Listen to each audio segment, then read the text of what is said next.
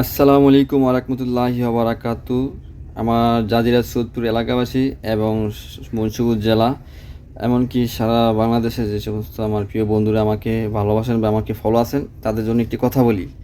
যারা বিএনপি জাতীয়বাদী দল করেন, আপনারা যারা বিএনপি জাতীয়বাদী দল করেন, বিএনপি দলকে ভালোবাসেন, এর মাঝে দলের নাম বাইসা ওনারা খায় কিছু নেতাকর্মী, কিছু মানুষ আছে। আমি আজকে স্ক্রিনে দেখা দিব। আমার অনেক প্রবাসী বন্ধুরা রাজনীতিভাবে হোক যেভাবে হোক আমাকে অনেক দিনই চিনে। তবে আমার এলাকার থেকে মানুষ চিনে, আমার দূর অঞ্চলের মানুষই। ওনাদের সাথে আমার একটি সুসম্পর্ক।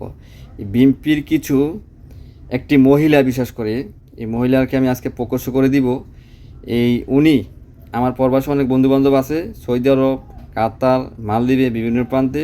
ওনাদের সাথে যারা দলকে ভালোবাসে, যারা রাজপথে ছিল প্রায় সময় প্রচুরন্ত, ওনার সাথে একটা সুসম্পর্ক রেখে কথাবার্তা আলোচনা করে ওনাদের থেকে টাকা নিয়ে দেখা যাচ্ছে খারাপ সম্পর্ক করে বা দলকে ভালোবাসে টাকা পয়সা নিয়ে দেখা যাচ্ছে যোগাযোগ বন্ধ করে দেয়।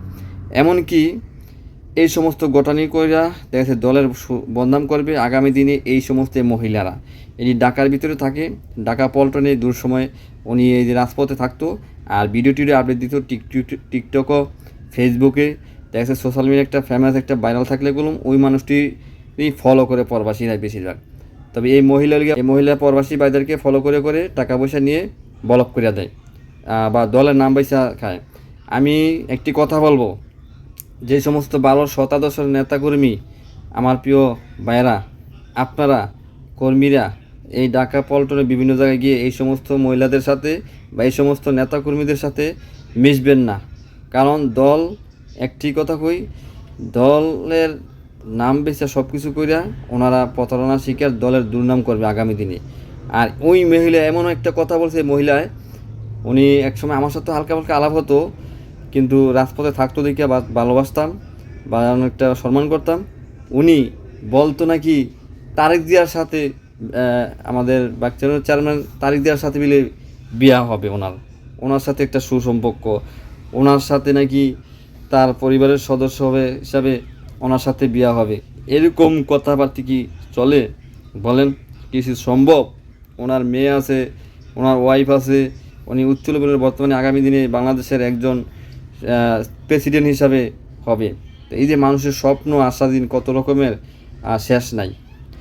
আমাদের হুমায়ুন ফরিদ সাহেব একটি কথা বলেছে, চলচ্চিত্রী, তুমি যেটুক পরিমাণ অতিরিক্ত পরিমাণ থেকে একটু ছোট লেভেলের সাথে সম্পর্ক করো, বা তুমি যেটুক সৌন্দর্য তোমার থেকে একটু নিয়ম থেকে সম্পর্ক করো, তোমার থেকে নাগালের বাইরে বেশি কিছু চাইও না।